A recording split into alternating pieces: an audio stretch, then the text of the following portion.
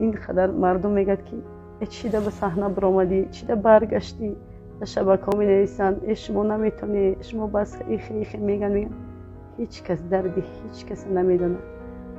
اگر یک شوهر بناموس اگر برای من میبود، شاید که من بر نمیگشتم. مدتی که مادری من بیمار بود، در بیماری مادرم با یک بهانه کوچکی هم شوهر من ترک کرد، ما رو رفت.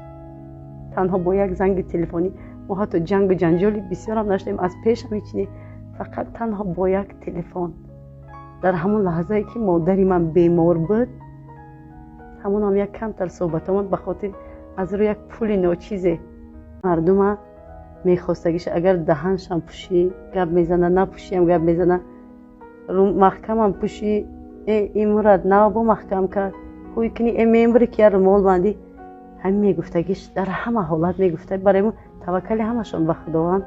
من خودم از چی گذشتم خودم میدونم و به خاطر که من دوباره باید که همان همین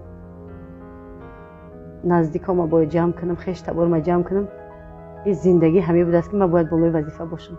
میخواهم دستشون بگیرم، میخواهم که یاردمشون کنم، نمیتونم، ندارم شرایط.